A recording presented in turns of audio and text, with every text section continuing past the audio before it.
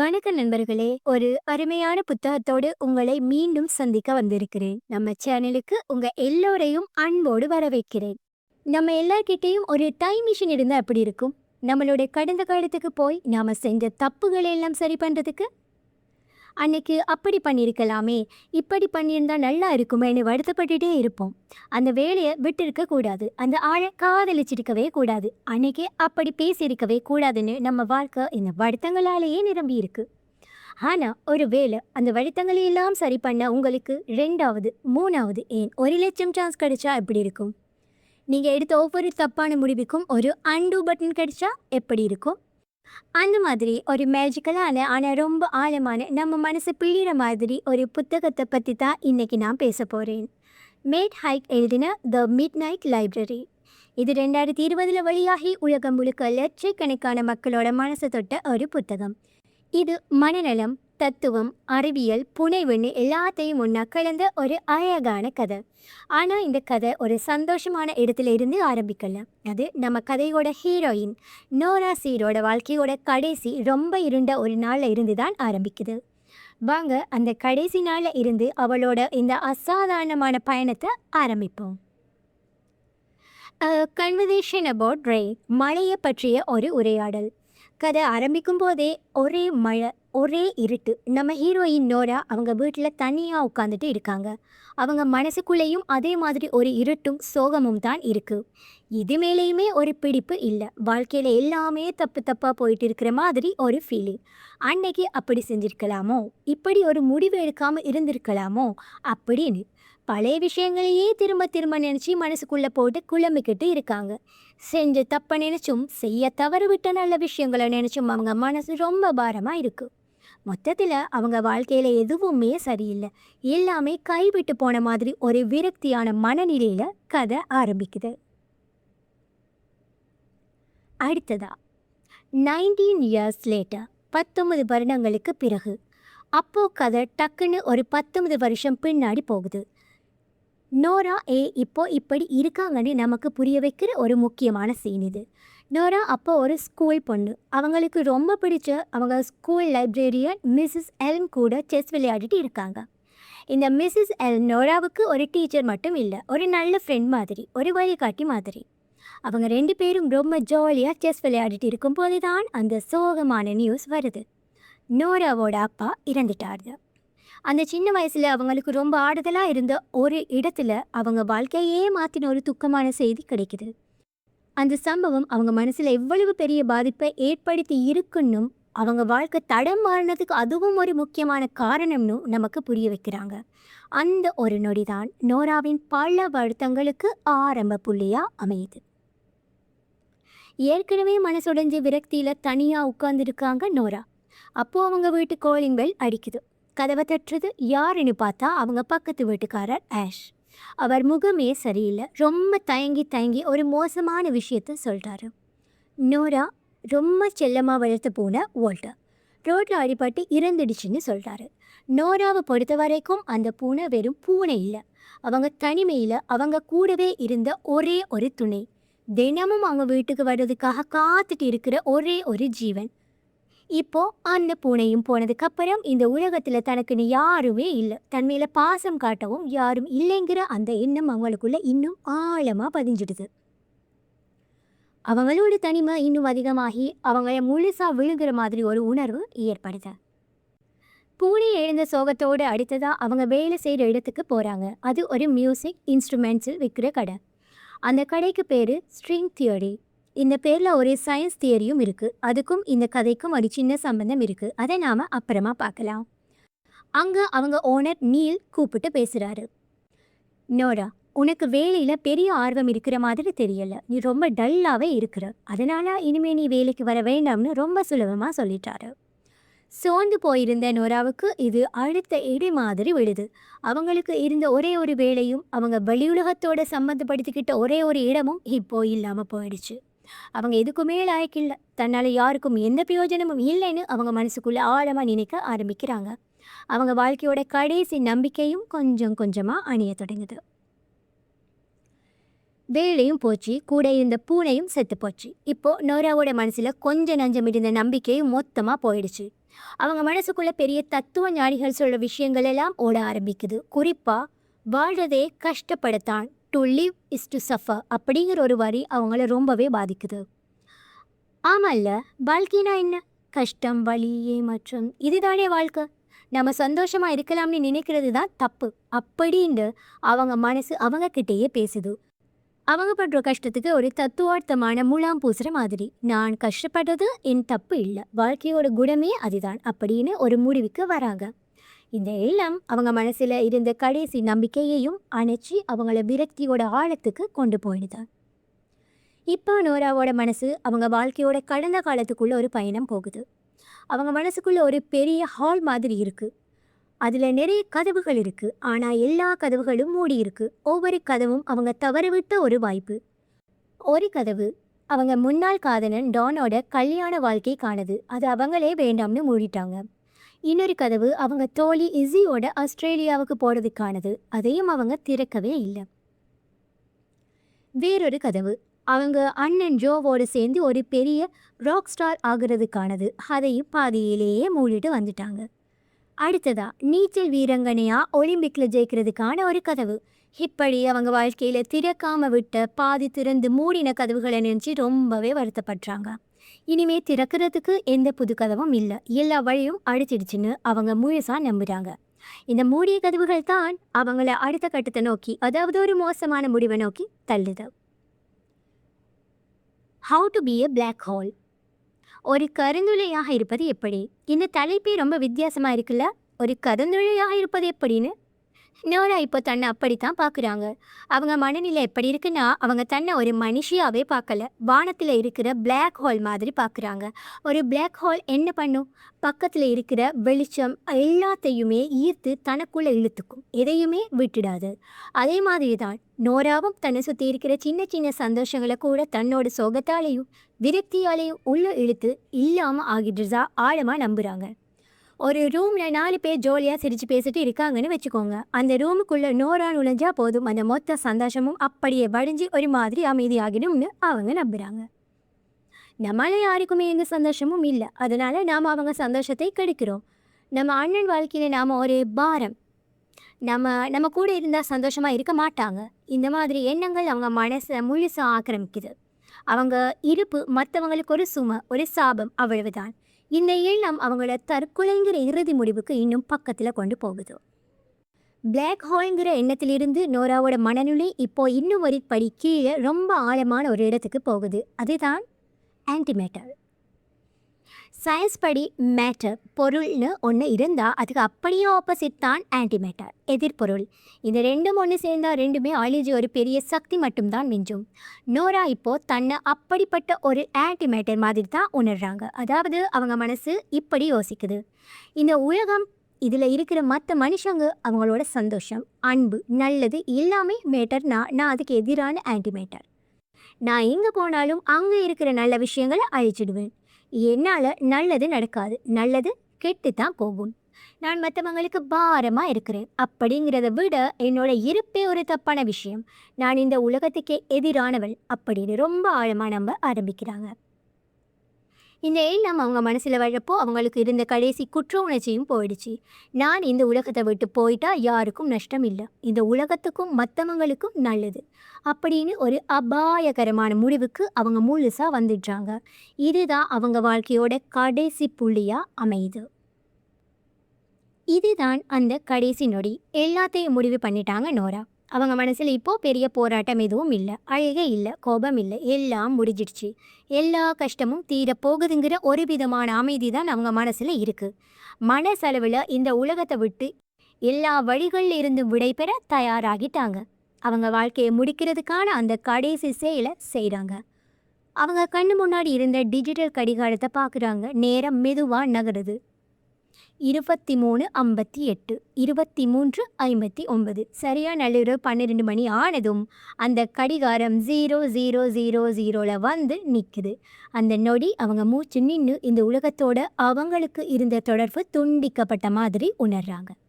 அவங்கள பொறுத்த வரைக்கும் அது நேரத்தோட முடிவு, அவங்க வாழ்க்கையோட முடிவு. எல்லா கஷ்டங்களும், வலிகளும், வருத்தங்களும் இதோட முடிஞ்சிடுச்சுன்னு நினைக்கிறாங்க. ஆனா அவங்க நினைச்சது நடக்கல. இது முடிவு அல்ல. இது ஒரு ஆரம்பம். ஒரு புது மர்மமான பயணத்துக்கான ஆரம்பம். ஏன்னா அவங்க கண் முழிக்கும் போது அவங்க வேற ஒரு இடத்துல இருக்க போறாங்க. இப்போ பகுதி 2, நள்ளிரவு நூலகத்தின் அறிமுகம். நேரம் 00:00ல நின்று எல்லாம் முடிஞ்சிடுச்சுன்னு நோரா நினைச்சாங்க இல்லையா? ஆனா இப்போ அவங்க மெதுவா கண் முழிக்கிறாங்க. அவங்க கண்ணுக்கு முன்னாடி இருட்டோ சொர்க்கமோ நரகமோ எதுவும் தெரியல. அதுக்கு பதிலா சுத்தி ஒரே புத்தக வாசம். கண்ணு கெட்டின தூரம் வரைக்கும் பெரிய பெரிய அலமாரிகள்ல லட்சக்கணக்கான புத்தகங்கள் அடுக்கி வைக்கப்பட்டிருக்கு. இது எங்க? நாம இருந்துட்டோமா? இல்லை இது ஏதாச்சும் கனவான்னு நோராவுக்கு ஒரே குழப்பம். அப்போ அவங்களுக்கு முன்னாடி ஒரு நாற்காலியில் ஒருத்தங்க அமைதியாக உட்காந்துருக்காங்க. அதை பார்த்ததும் நோராவுக்கு ஒரு நிமிஷம் மூச்சு பேச்சே வரல. ஒரே அதிர்ச்சி. ஏன்னா அது அவங்களுக்கு ரொம்ப பரிச்சயமான ரொம்ப பிடிச்சமான ஒரு முகம். அது வேற யாரும் இல்லை, அவங்க சின்ன வயசில் ஸ்கூல் படிக்கும்போது அவங்க மேலே ரொம்ப பாசமாக அக்கறையாக இருந்த லைப்ரேரியன் திருமதி எல்ம். நோராவோட வாழ்க்கையில் அவங்க அப்பா அம்மாவுக்கு அப்புறமா உன்னால் முடியும்னு நம்பிக்கை கொடுத்த ஒரே ஆள் திருமதி எல்ம் தான். அவங்களோட சதுரங்க விளையாடுறது, அவங்க கிட்ட கதை கேட்குறதுன்னு நோராவோட சின்ன வயசில் அவங்க ஒரு முக்கியமான இடத்துல இருந்திருக்கிறாங்க. இப்போ இந்த புரியாத இடத்துல அவங்கள பார்த்ததும் நோராவுக்கு குழப்பத்தோடு சேர்த்து ஒரு சின்ன ஆறுதலும் கிடைச்சது. திருமதி எல்ம் ரொம்ப அமைதியாக ஒரு புன்னகையோட நோராவை பார்க்குறாங்க. வா நோரா, உனக்காகத்தான் காத்துட்டு இருந்தேன்னு சொல்கிற மாதிரி இருக்கு அவங்க பார்வை. நோராவோட கேள்விகளுக்கு இனிமேல் தான் விடை கிடைக்க போகுது. நோராவோட அடுக்கடுக்கான கேள்விகளை பார்த்து திருமதி எல்ம் கொஞ்சம் கூட பதற்றப்படாமல் ரொம்ப அமைதியாக மெதுவாக பதில் சொல்கிறாங்க. இல்லை நோரா, நீ இன்னும் சாகலை, ஆனால் நீ முழுசாக உயிரோடவும் இல்லை. நோராவுக்கு ஒன்றுமே புரியலை. அப்போது திருமதி எல்ம் விளக்குறாங்க. நீ இப்போ வாழ்வுக்கும் சாவுக்கும் நடுவில் ஒரு இடத்துல இருக்க. இந்த இடத்துக்கு பேரு தான் த மிட் நைட் லைப்ரரி. ஏன் இது நூலகம் மாதிரி இருக்குன்னு நோரா கேட்குறாங்க. அதுக்கு திருமதி எல்ம் சொல்கிறாங்க, புத்தகங்களில் என்ன இருக்கும்? நிறைய கதைகள் இருக்கும். அதே மாதிரி இந்த நூலகத்தில் இருக்கிற ஒவ்வொரு புத்தகமும் நீ வாழ்ந்திருக்கக்கூடிய ஒவ்வொரு வாழ்க்கையோட கதை. நீ எடுத்த முடிவுகளால் நீ ரொம்ப வருத்தப்பட்டல்ல, அந்த முடிவுகளை மட்டும் நீ மாற்றியிருந்தா உன் வாழ்க்கை எப்படியெல்லாம் இருந்திருக்கும்னு காட்டுற புத்தகங்கள் தான் இது. இங்கே நேரம் 12 மணி தான். காலம் இங்கே உறைஞ்சி போயிருக்கு. இதனால தான் இதுக்கு பேர் நள்ளிரவு நூலகம். சுருக்கமாக சொல்லணும்னா இது உனக்கு கிடைச்ச ஒரு 2வது வாய்ப்புக்கான இடம். நீ செஞ்ச தவறுகளை திருத்திக்க உன் வாழ்க்கையோட வேறொரு வேர்ஷனை வாழ்ந்து பார்க்க கிடைச்ச ஒரு சான்ஸ் இது அப்படின்னு ரொம்ப அழகாக விளக்குறாங்க. இப்போது தான் நோராவுக்கு அவங்க இருக்கிற இடத்தோட முக்கியத்துவமும் அந்த மர்மமும் கொஞ்சம் கொஞ்சமாக புரிய ஆரம்பிக்குது. இது வெறும் கனவு இல்லை, இது ஒரு புதுவிதமான யதார்த்தம். அவங்க முன்னாடி லட்சக்கணக்கான வாழ்க்கைகள் புத்தகங்களாக காத்துட்டு இருக்கு. திருமதி எல்ம் இது நள்ளிரவு நூலகம்னு விளக்கிட்டு இருக்கும் போதே நோரா ஒரு ஆச்சரியமான நம்ப முடியாத விஷயத்தை கவனிக்கிறாங்க. அந்த நூலகத்தில் இருக்கிற புத்தக அலமாரிகள் சாதாரணமாக மற்ற லைப்ரரி இருக்கிற மாதிரி ஒரே இடத்துல இல்லை. அதுங்க ரொம்ப மெதுவாக எந்த சத்தமும் இல்லாமல் தானாக நகர்ந்துக்கிட்டே இருக்குது. ஒரு அலமாரி வலது பக்கம் போகுது, இன்னொன்று இடது பக்கம் போகுது. சில அவங்கள நோக்கி முன்னாடி வருது, சிலது பின்னாடி போகுது. பார்க்க பார்க்க அந்த இடமே ஒரு பெரிய பசில் மாதிரி இருக்குது. அந்த அலமாரிகளுக்கு முடிவே இல்லாத மாதிரி தோணுது. கண்ணு கட்டின தூரம் வரைக்கும் அலமாரிகள் நகர்ந்துக்கிட்டே இருக்குது. இதை பார்க்கும்போது நோராவுக்கு லேசாக தலை சுற்றுற மாதிரி இருக்குது. அவங்க ஆச்சரியமாக திருமதி எல்ம் கிட்ட கேட்குறாங்க, இது என்ன, ஏன் இப்படியெல்லாம் நகருது? அதுக்கு திருமதி எல்ம் ஒரு சின்ன புன்னகையோட சொல்கிறாங்க, ஒவ்வொரு அலமாரியும் ஒவ்வொரு புத்தகமும் உன்னோட வாழ்க்கைக்கான ஒவ்வொரு சாத்தியம். நோரா, நீ காலையில் காஃபிக்கு பதிலாக டீ குடிச்சிருந்தா என்னவாகி இருக்குன்னு ஒரு வாழ்க்கை இருக்குது. நீ ஸ்கூலில் வேறு குரூப் எடுத்திருந்தா எப்படி இருந்திருக்கும்னு ஒரு வாழ்க்கை இருக்குது. நீ எடுத்த கோடிக்கணக்கான சின்ன சின்ன முடிவுகளுக்கு கோடிக்கணக்கான மாற்று வாழ்க்கைகள் இருக்குது. இந்த நகழ்ற அலமாரிகள் அந்த முடிவே இல்லாத சாத்தியங்களை தான் உனக்கு காட்டுது அப்படின்னு விளக்குறாங்க. இது கேட்டதும் நோயாவுக்கு ஒரே பிரமிப்பு. தன் வாழ்க்கை எவ்வளவு சின்னது, அர்த்தம் இல்லாததுன்னு நினைச்சு வருத்தப்பட்டாங்க. ஆனா இப்போ தனக்குள்ள எவ்வளவு பெரிய முடிவே இல்லாத உலகம் இருக்குன்னு அவங்க முதல் முறையா உணர்றாங்க. ஆனா அதே சமயம் இவ்வளவு வாழ்க்கையில எதை தேர்ந்தெடுக்கிறதுங்கிற ஒரு சின்ன பயமும் அவங்களுக்குள்ள வருது. அந்த நகரும் அலமாரிகளை பார்த்து பிரமிச்சு போய் நின்றுக்கிட்டு இருந்த நோரா கிட்ட திருமதி எல்ம் ஒரு குறிப்பிட்ட அலமாரிக்கு கூட்டிட்டு போறாங்க. மற்ற புத்தகங்கள் எல்லாம் பச்சை நிற அட்டையோட பார்க்க அழகா இருக்கு. ஆனா இந்த அல்மாரியில ஒரே ஒரு புத்தகம் மட்டும் ரொம்ப வித்தியாசமா இருக்கு. அது ஒரு பெரிய புத்தகம். ரொம்ப கனமா பார்க்கவே பாரமா இருக்கு. அதோட அட்டை சாம்பல் நிறத்துல ரொம்ப பழைய புத்தகம் மாதிரி இருக்கு. அந்த புத்தகத்தோட தலைப்பு வருத்தங்களின் புத்தகம், த புக் ஆஃப் ரிக்ரெட்ஸ். திருமதி எல்ம் அந்த புத்தகத்தை எடுத்து நோரா கையில் கொடுக்குறாங்க. அதை வாங்கின உடனேயே நோராவுக்கு அதோட பாரம் புரியுது.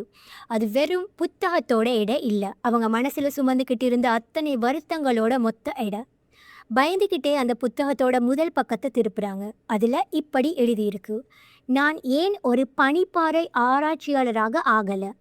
அடுத்த பக்கம்: நான் ஏன் என் அண்ணனோட இசைக்குழுவை விட்டு விலகினேன். இப்படி ஒவ்வொரு பக்கமாக திருப்ப திருப்ப அவங்க வாழ்க்கையில் செஞ்ச ஒவ்வொரு சின்ன தப்பிலிருந்து பெரிய பெரிய தவறுகள் வரைக்கும் எல்லாமே அதில் வரிசையாக எழுதியிருக்கு. அன்னைக்கு நான் அப்படி சொல்லியிருக்க கூடாது, அன்னைக்கு நான் அந்த வாய்ப்பை ஏற்றுட்டு இருக்கணும்னு அவங்க மனசுக்குள்ளே புதைச்சி வச்சிருந்த அத்தனை வருத்தங்களும் அச்சு வடிவில் அவங்க கண்ணு முன்னாடி நிற்குது. அந்த புத்தகத்தை படிக்க படிக்க அவங்களுக்கு நெஞ்சு வலிக்கிற மாதிரி இருக்குது. இவ்வளவு வருத்தங்களையா நாம் சுமந்துட்டு வாழ்ந்தோம்னு அவங்களுக்குள்ளே அதிர்ச்சியாக இருக்குது. அந்த புத்தகம் அவங்க வாழ்க்கையோட தோல்விகளுக்கு ஒரு கண்ணாடியை பிடிச்ச மாதிரி இருக்குது. அவங்க எவ்வளவு பெரிய பாரத்தை இறக்கி வைக்கிறதுக்காக தற்கொலை வரைக்கும் போனாங்கன்னு இப்போ அவங்களுக்கு நல்லாவே புரியுது. அந்த வருத்தங்களின் புத்தகத்தை கையில் வச்சிருக்கிறதுக்கே நோராவுக்கு ரொம்ப கஷ்டமாக இருக்குது. ஆனால் அதை படிக்க படிக்க அந்த பாரம் இன்னும் பல மடங்கு அதிகமாகுது. அதில் இருக்கிற ஒவ்வொரு வரியும் ஒரு ஈட்டு மாதிரி அவங்க மனசை குத்துது. அவங்க மறக்கணும்னு நினைச்ச எல்லா சம்பவங்களும், அவங்க எடுத்த தப்பான முடிவுகளும், அவங்க காயப்படுத்தின மனுஷங்களும் ஒன்று விடாமல் அவங்க கண்ணு முன்னாடி ஒரு கண்ணாடி மாதிரி ஓடுது. 1-2 வருத்தம்னா பரவாயில்ல, ஆனால் பக்கம் பக்கமாக ஆயிரக்கணக்கான வருத்தங்களை பார்க்கும்போது அவங்களால தாங்கிக்கவே முடியலை. ஐயோ, நம்ம வாழ்க்கை இவ்வளவு மோசமாவா இருந்திருக்கு, இவ்வளவு தோல்விகளையா நாம் சந்திச்சிருக்கோன்னு அவங்களே நொறுங்கி போகிறாங்க. அந்த மனவலி ஒரு கட்டத்தில் நிஜமான உடல் வலியாக மாறுது. அவங்களுக்கு மூச்சு வாங்குது, நெஞ்சு அடிக்கிற மாதிரி இருக்குது. அந்த புத்தகத்தோட பாரம் அவங்க மொத்த வாழ்க்கையோட பாரமாக அவங்கள அழுத்த ஆரம்பிக்குது. அப்போதான் அவங்க நினைக்கிறாங்க, நான் தற்கொலை பண்ணிக்க நினைச்சது சரிதான், இவ்வளவு வருத்தங்களோட ஒருத்தரால் எப்படி நிம்மதியாக வாழ முடியும் அப்படின்னு அவங்க மனசு அவங்களுக்கே சப்போர்ட் பண்ணுது. அவங்க அந்த வருத்தங்களின் சுமையில் முழுசாக மூழ்கி போகிறாங்க. நோரா அந்த வருத்தங்களின் சுமையில் மூழ்கி நொறுங்கி போய் உட்கார்ந்து இருக்கிறத பார்த்து திருமதி எல் அவங்க பக்கத்தில் வராங்க. ஆனால் அவங்க இதெல்லாம் ஒன்றுமில்லை, அழாத அப்படின்னு பொய் ஆறுதல் எல்லாம் சொல்லலை. அதுக்கு பதிலாக அந்த வருத்தங்களின் புத்தகத்தை மெதுவாக மூடி அதை தூரமாக வைக்கிறாங்க. அவங்க நோரா கிட்ட ரொம்ப அன்பாக சொல்கிறாங்க, ஆமாம் நோரா, இந்த புத்தகத்தில் இருக்கிறது எல்லாமே உன்னோட வருத்தங்கள் தான். ஆனால் இது உன்னோட கதை கிடையாது, இது வெறும் பொருளடக்கம், டேபிள் ஆஃப் கண்டென்ட்ஸ் மாதிரி தான். நோரா புரியாமல் பார்க்கும்போது திருமதி எல் விளக்குறாங்க, இந்த புத்தகத்தை பார்த்து அழுதுகிட்டே இருக்கிறதுக்காக நீ இங்கே வரல. இதில் இருக்கிற ஒவ்வொரு வருத்தத்தையும் சரி பண்ண ஒரு புது வாழ்க்கையை வாழ்ந்து பார்க்கத்தான் நீ இங்கே வந்திருக்க. பழசா நினச்சி வருத்தப்பட்டு எந்த பிரயோஜனமும் இல்லை. ஒவ்வொரு வாழ்க்கையும் இப்போதான் ஆரம்பமாகுது. நீ இப்போ எடுக்க போகிற முடிவு தான் முக்கியம். அவங்க அந்த பச்சை நிற புத்தகங்கள் நிறைஞ்ச அலமாரிகளை காட்டி, இந்த லட்சக்கணக்கான புத்தகங்களை இருந்து ஏதாவது ஒன்றை தேர்ந்தெடு. உனக்கு ரொம்ப ஆசையாக இருந்த ஆனால் நீ வாழ தவறவிட்ட ஏதாவது ஒரு வாழ்க்கையை முயற்சி செஞ்சு பாரு.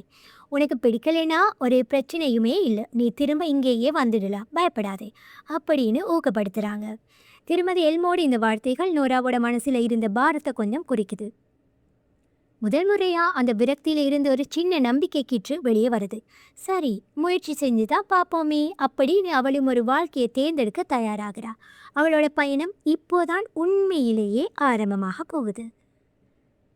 பகுதி 3: மாற்று வாழ்க்கை பயணங்கள். திருமதி எல்ம் ஊக்கப்படுத்தினதும் நோரா தன்னோட முதல் வாழ்க்கையை தேர்ந்தெடுக்கிறாங்க. அவங்க மனசுக்கு வர முதல் பெரிய வருத்தம் இது அவங்களோட முன்னாள் காதலன் டோனை பிரிஞ்சது தான். ஒருவேளை அவனை கல்யாணம் பண்ணியிருந்தா வாழ்க்கை நல்லா இருந்திருக்குமோ அப்படின்னு யோசிச்சு அந்த வாழ்க்கையை தேர்ந்தெடுக்கிறாங்க. அவங்க அந்த புத்தகத்தை தொட்டதும் ஒரு கண் சிமிற்ற நேரத்தில் அவங்க அந்த புது வாழ்க்கைக்குள்ளே போயிடுறாங்க. சுற்றி ஒரே சத்தம், சிரிப்பு, மக்கள் பேசுகிற இரைச்சல். அவங்க த 3 Horseshoes அப்படின்னு பேர் வச்ச ஒரு பப் கவுண்டரில் நின்றுக்கிட்டு இருக்காங்க. அவங்க கழுத்தில் தாழி இருக்குது. அவங்க கணவர் டான் பக்கத்தில் நின்று கஸ்டமர்ஸ் கிட்ட பேசிட்டு இருக்காங்க. ஆரம்பத்தில் எல்லாம் நல்லா இருக்கிற மாதிரி தான் தெரியுது. சரி, நாம் நினச்ச மாதிரி ஒருவேளை இந்த வாழ்க்கை நல்லபடியாக அமைஞ்சிடுச்சோன்னு நோராவுக்கு ஒரு சின்ன சந்தோஷம் வருது. ஆனா போக போகத்தான் அந்த வாழ்க்கையோட உண்மையான முகம் தெரிய ஆரம்பிக்குது. டான் கொஞ்சம் கூட மாறல. அவன் அவளை மதிக்கிறதே இல்ல. அவளோட யோசனைகளுக்கு மதிப்பு கொடுக்கிறதும் இல்ல. அதுவும் இல்லாம ஒரு பெண் கஸ்டமர் கூட ரொம்ப வலிஞ்சு வலிஞ்சு பேசுறத பார்க்கும்போது நோராவுக்கு மனசுக்குள்ள ஒரு நெருடல் வருது. கடைசியில அவங்க எதிர்பார்த்த மாதிரியே டான் அவங்கள ஏமாத்துறது அப்பட்டமா தெரிய வருது. அவரோட ஃபோன்ல வேறொரு பொண்ணுக்கு அனுப்பின மெசேஜ்களை பார்த்துடுறாங்க. அப்போதான் நோராவுக்கு புரியுது, நாம பிரிஞ்சது தான் சரியான முடிவு. ஒரு வருத்தத்தை சரி பண்றதுக்காக நாம ஒரு தப்பான வாழ்க்கையை வாழ்ந்துட்டோம். இந்த வாழ்க்கை எனக்கு வேண்டாம்னு அவங்க மனசளவில் முடிவு செய்கிறாங்க. அந்த ஏமாற்றம், அந்த வலி அவங்கள தாங்க முடியாம அவங்க அந்த வாழ்க்கையிலேருந்து வெளியேறி திரும்பவும் கண்ணீரோட நள்ளிரவு நூலகத்துக்கே வந்துடுறாங்க. முதல் முயற்சியே தோல்வியில முடிஞ்சிடுச்சு. முதல் வாழ்க்கை தோல்வியில் முடிஞ்சதும் நோரா ரொம்ப சோகமாக ஏமாற்றத்தோட நூலகத்தில் உட்காந்துருக்காங்க. அப்போது அவங்க மனசில் ஒரு ஞாபகம் வருது. அவங்க தற்கொலை செஞ்சுக்கிறதுக்கு கொஞ்ச நேரத்துக்கு முன்னாடி அவங்க இன்ஸ்டாகிராம்லேயோ ஃபேஸ்புக்லேயோ போட்ட ஒரு போஸ்ட். அது ஒரு பெரிய போஸ்ட்லாம் இல்லை. அவங்க வெளியில் எடுத்த ஒரு ஃபோட்டோ. மழை தண்ணி தரையில் தேங்கி நிற்குது. அதில் ராத்திரி நேரத்தில் தெரு விளக்கெல்லாம் தெரியுது. அதுக்கு அவங்க கொடுத்த கேப்ஷன், எல்லா புயலுக்கு அப்புறம் வானவில் வராது போல. It seems not every storm is followed by a rainbow. அப்போது அதை அவங்க ஃப்ரெண்ட்ஸ் எல்லோரும் சும்மா ஒரு சோகமான ஸ்டேட்டஸ்ன்னு நினச்சிருக்கலாம். ஒரு லைக் போட்டுட்டு கடந்து போயிருக்கலாம். ஆனால் இப்போது அந்த நள்ளிரவு நூலகத்திலிருந்து யோசிக்கும் போது அது அவங்களோட மனநிலையை எவ்வளவு அப்பட்டமாக காட்டுச்சுன்னு நோராவுக்கு புரியுது. அவங்க எவ்வளவு தனிமையில், எவ்வளவு நம்பிக்கை இழந்து இருந்தாங்கங்கிறதுக்கு அது ஒரு ஆதாரம் மாதிரி இருக்குது. யாருக்காவது தன் வழி புரியாதான்னு அவங்க மனசு போட்ட ஒரு மெல்லிய சத்தம் தான் அந்த போஸ்ட். அந்த பதிவு அவங்க ஏன் இந்த நூலகத்துக்கு வந்தாங்கங்கிறத அவங்களுக்கே மறுபடியும் ஞாபகப்படுத்துகிற ஒரு விஷயமா அமையுது. முதல் வாழ்க்கையில் ஏமாந்து போய் சோகமாக நூலகத்துக்கு திரும்பி வராங்க நோரா. என்னடா இது, முதல் சான்ஸு இப்படி ஆகிடுச்சேன்னு அவங்க விரக்தியில் இருக்கும்போது திருமதி எல்ம் அவங்க முன்னாடி ஒரு சதுரங்க பலகையை வைக்கிறாங்க. அந்த செஸ் போர்டை பார்த்ததும் நோராவுக்கு அவங்க சின்ன வயசு ஞாபகம் வருது. ஸ்கூல் முடிஞ்சதும் இதே மாதிரி மிஸ்ஸஸ் எல்ம் கூட உட்காந்து மணிக்கணக்காக செஸ் விளையாடுவாங்க. அந்த விளையாட்டு அவங்களுக்கு ரொம்பவே பிடிக்கும். திருமதி எல்ம் புன்னகையோடு சொல்கிறாங்க, வாழ்க்கையும் ஒரு செஸ் விளையாட்டு மாதிரி தான் நோரா. நாம் எடுக்கிற ஒவ்வொரு முடிவும் நாம் நகர்த்துகிற ஒவ்வொரு காய் மாதிரி. அவங்க விழுக்கிறாங்க, நீ உன்னை ஒரு சாதாரண சிப்பாய் மாதிரி நினைக்கிற, அதுக்கு பெரிய சக்தி இல்லைன்னு நினைக்கிற. ஆனால் உனக்கு தெரியுமா, ஒரு சிப்பாய் கூட கடைசி வரைக்கும் போராடினா ஒரு ராணி, ஒரு குயின் அளவுக்கு சக்தி வாய்ந்ததாக மாற முடியும்.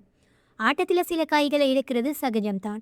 அதுக்காக விளையாட்டையே விட்டுட்டு ஓட முடியாது. இழந்ததை நினைச்சிட்டே இருந்தால் இருக்கிற காய்களை வச்சு எப்படி ஜெயிக்க முடியும்னு கேட்குறாங்க.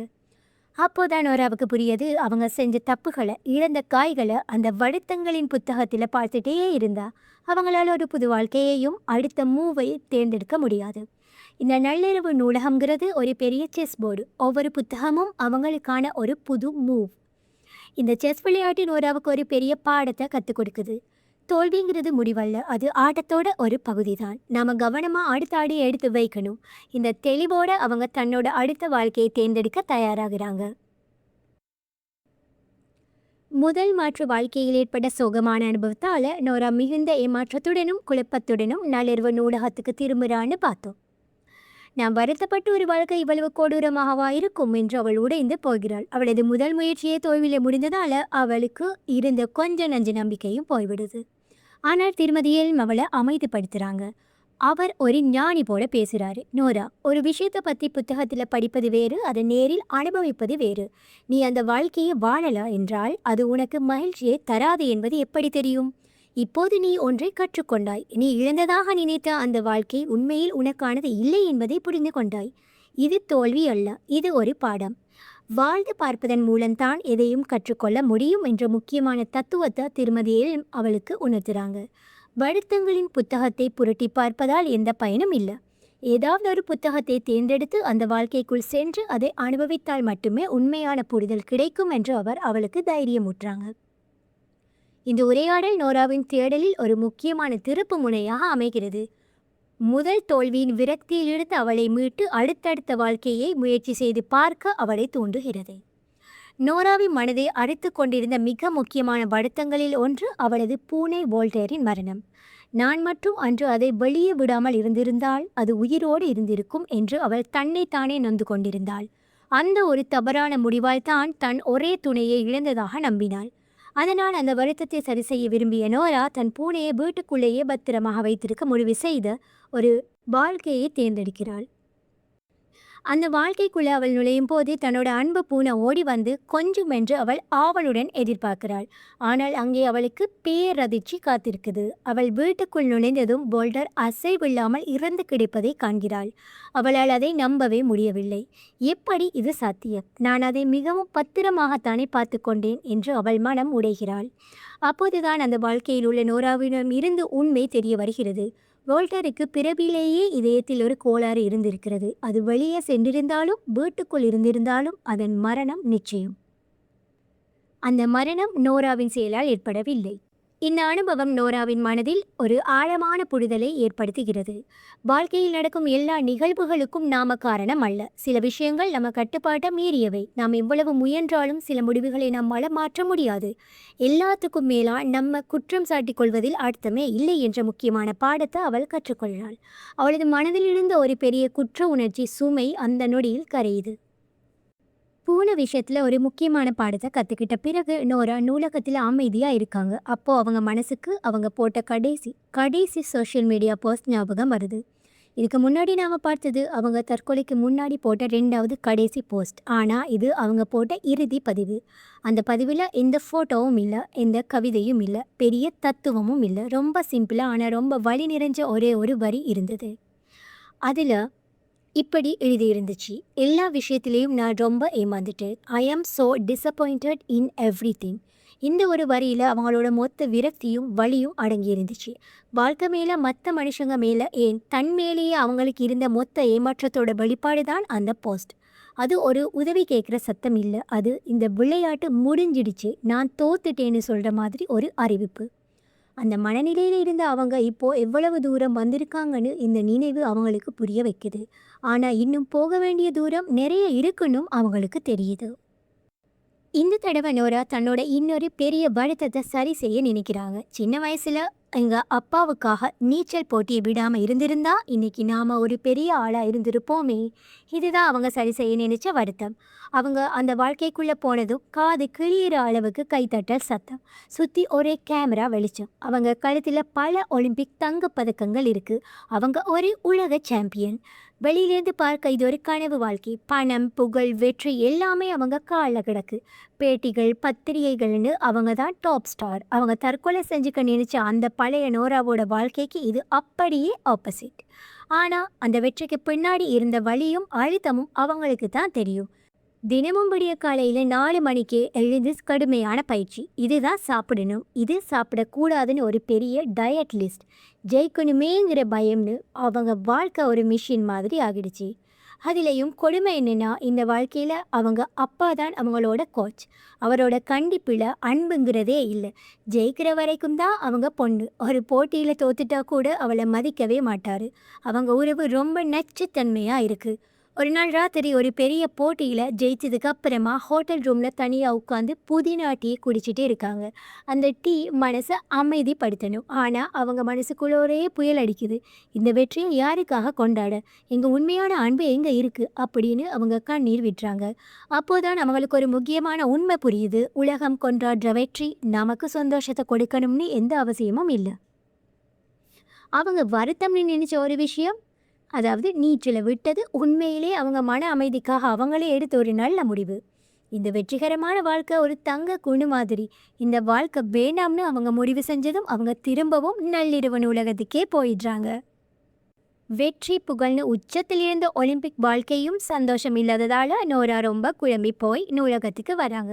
என்னடா இது, எந்த வாழ்க்கையுமே சரியாக வரமாட்டேங்குது. ஒருவேளை எல்லா வாழ்க்கையுமே இப்படித்தான் இருக்குமோ? நாம் என்னதான் செய்யணும்னு அவங்களுக்கு புரியலை. நோராவோட குழப்பத்தை பார்த்த திருமதியில் அவளுக்கு வாழ்க்கையை பற்றி ஒரு புது விதமாக புரிய வைக்கிறாங்க. நோரா, நம்ம வாழ்க்கையை ஒரு பெரிய மரம் மாதிரி கற்பனை செஞ்சுக்கோ அப்படின்னு சொல்கிறாங்க. நம்ம வாழ்கிறது நம்மளோட இந்த வேர் வாழ்க்கை, அதாவது ரூட் லைஃப் தான் இந்த மரத்தோட தண்டு. நாம் எடுக்கிற ஒவ்வொரு சின்ன முடிவும் இந்த மரத்தில் இருந்து பிரிகிற ஒவ்வொரு புது கிளை மாதிரி.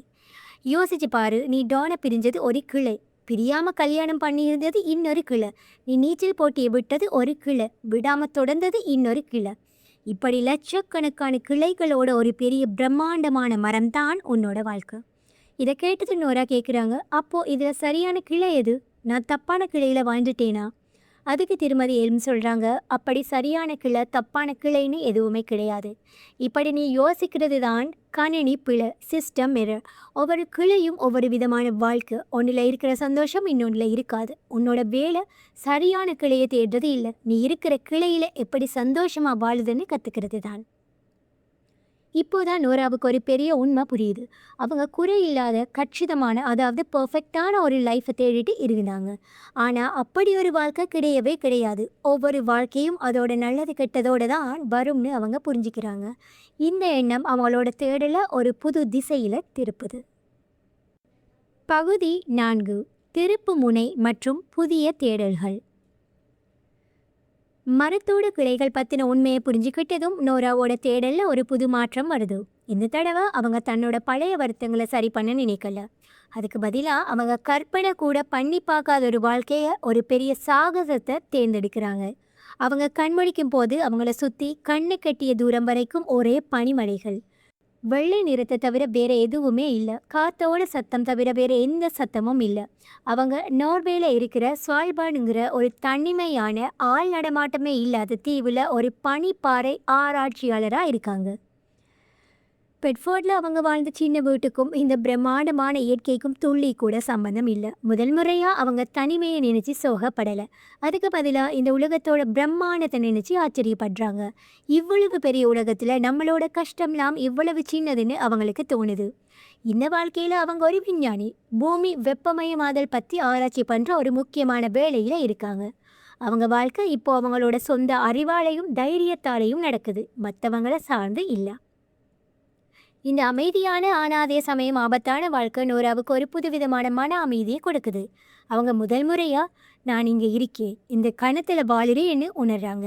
ஆனால் இந்த அமைதிக்கு பின்னாடி ஒரு பெரிய ஆபத்து காத்துக்கிட்டு இருக்குன்னு அவங்களுக்கு தெரியாது. ஸ்வல்பார்டோட தனிமையில் அந்த பனி உலகத்தோட ஒரு பகுதியாக நோரா மாறிட்டு இருக்கும்போது அவங்க இன்னொரு ஆராய்ச்சியாளரை சந்திக்கிறாங்க. அவர் பேர் ஹியூகோ. அவர் ஒரு ஃப்ரெஞ்சுக்காரர். பார்க்க ரொம்ப அழகாக தைரியசாலியாக இருக்கிறாரு. ஆரம்பத்தில் நோரா அவரை இந்த வாழ்க்கையில் இருக்கிற ஒரு சாதாரணமான சக ஊழியர்னு தான் நினைக்கிறாங்க. 2 பேரும் பேசிட்டு இருக்கும்போது ஹியூகோவோட பேச்சு, அவரோட பார்வை எல்லாமே கொஞ்சம் வித்தியாசமாக இருக்கிறத நோரா உணர்றாங்க. அவரும் இந்த இடத்துக்கு ஒரு அந்நியன் மாதிரி, எதையோ தேடுற மாதிரி தெரிகிறாரு. ஒரு கட்டத்தில் அவங்க 2 பேருக்கும் இடையிலான உரையாடலில் ஹியூகோ அப்படி ஒரு விஷயத்த சொல்கிறாரு. அதை கேட்டதும் நோராவுக்கு ரத்தமே உறிஞ்சு போகுது. அவரும் தன்னை போலவே ஒரு பயணி, ட்ரேவலங்கிற உண்மை தெரிய வருது. அதாவது அவரும் வேறொரு வாழ்க்கையிலிருந்து தன்னோட நள்ளிரவு நூலகம் மூலமாக இந்த வாழ்க்கைக்கு வந்திருக்கிறாரு. இதை கேட்டதும் நோராவுக்கு அதிர்ச்சியோடு சேர்த்து ஒரு பெரிய நிம்மதியும் வருது. அப்பாடா, இந்த விசித்திரமான அனுபவத்தில் நான் தனியாக இல்லை, நம்மளை மாதிரி நிறைய பேரும் இருக்காங்கன்னு நினைக்கும் போது அவங்களுக்கு ரொம்ப ஆறுதலாக இருக்குது. முதல் முறையாக அவங்களோட நிலையை முழுசாக புரிஞ்சுக்கிட்ட ஒருத்தர் கூட அவங்க பேசுகிறாங்க. ஹியூகோ நோராவை விட இந்த வாழ்க்கை பயணங்களில் சீனியர். அவங்க 2 பேரும் அவங்களோட அனுபவங்களை பற்றி பேச ஆரம்பிக்கிறாங்க. அவங்களோட இந்த சந்திப்பு நோராவோட பயணத்துக்கு ஒரு புது அர்த்தத்தை கொடுக்குது. ஆனால் அவங்க 2 பேரோட உயிருக்கும் ஒரு பெரிய ஆபத்து பக்கத்தில் வந்துட்டு இருக்கிறது அவங்களுக்கு தெரியலை. நோராவும் ஹியூகோவும் ஒருத்தருக்கொருத்தர் தங்களோட விசித்திரமான அனுபவங்களை பயந்துக்கிட்டு அந்த பனி பிரதேசத்தில் நடந்து போயிட்டு இருக்காங்க. அப்போ தூரத்தில் பனிக்கு நடுவில் ஒரு பிரம்மாண்டமான உருவம் தெரியுது. அது என்னன்னு கிட்ட வரத்தான் தெரியுது, ஒரு பெரிய பனிக்கரடி போல பேர்.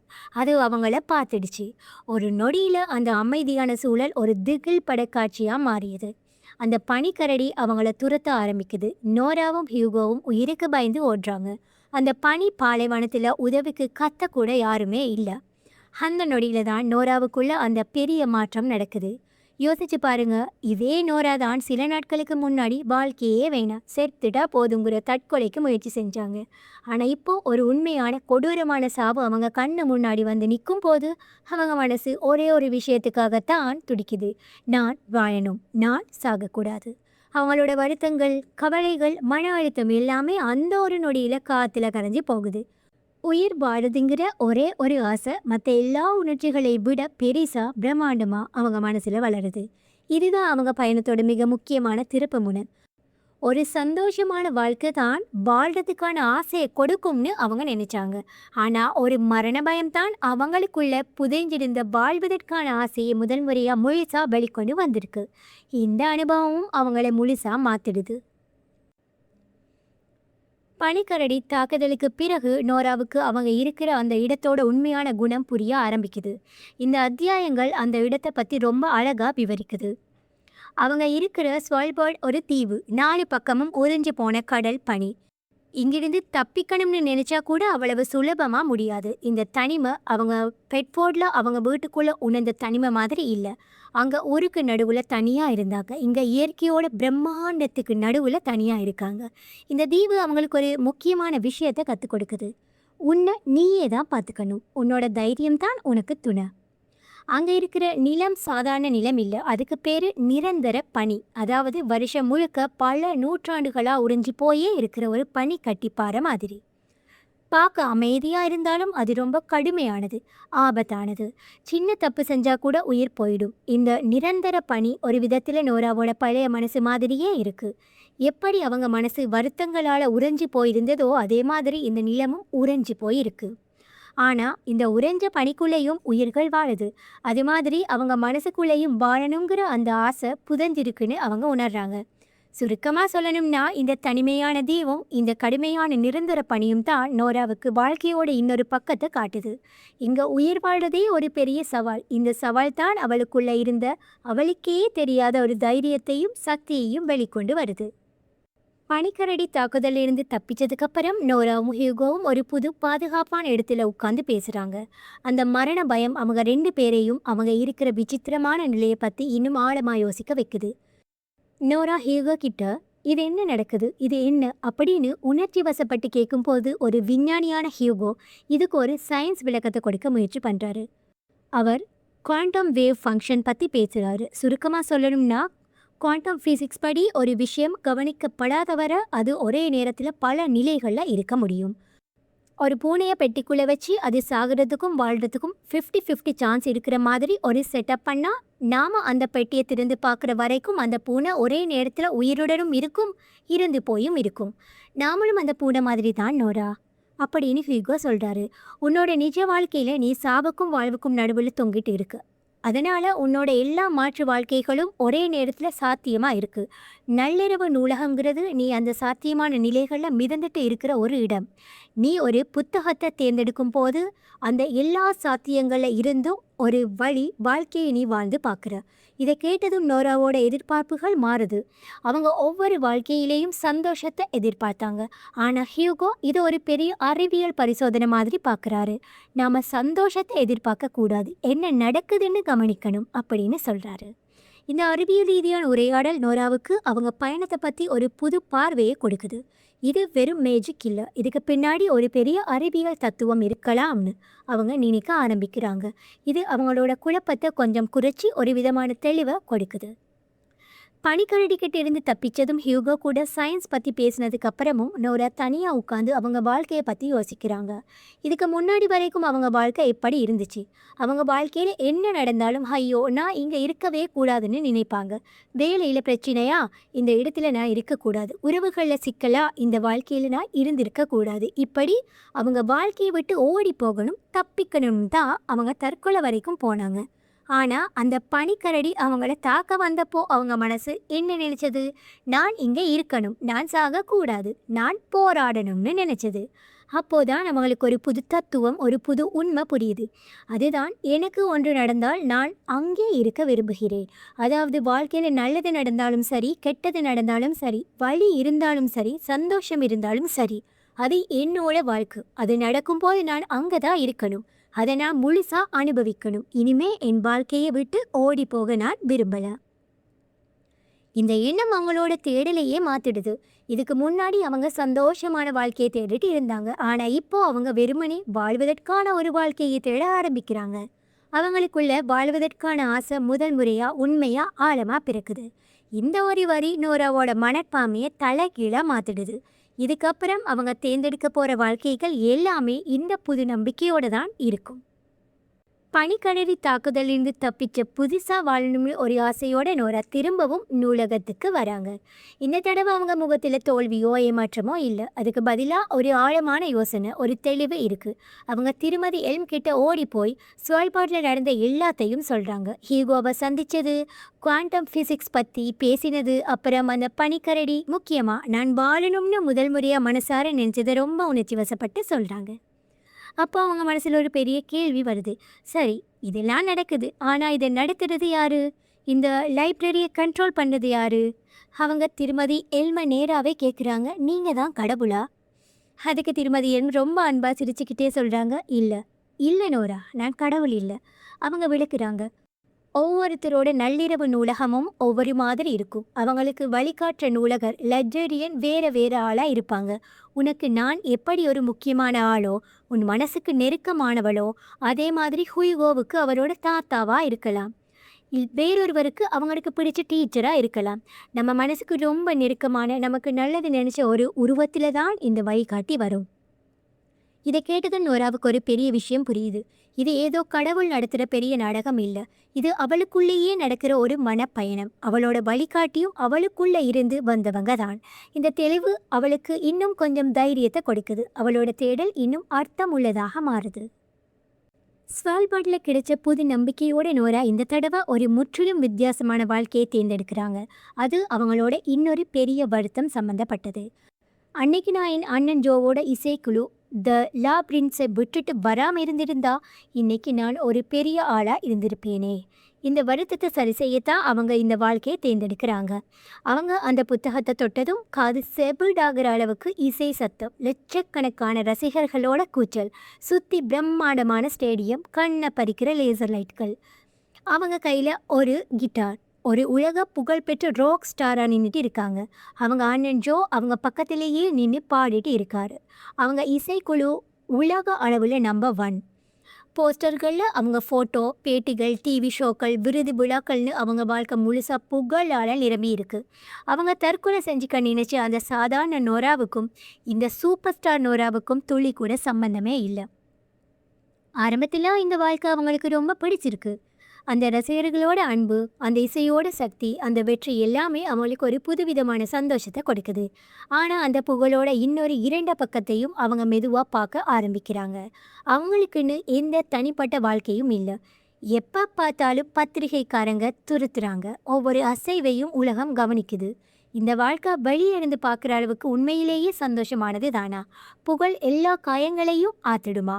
இந்த கேள்விகளோடு அவங்க அந்த புகழின் உச்சியில் நின்றுட்டு இருக்காங்க. ஆனால் ஒரு பெரிய அதிர்ச்சி அவங்களுக்காக காத்துட்டு இருக்கு.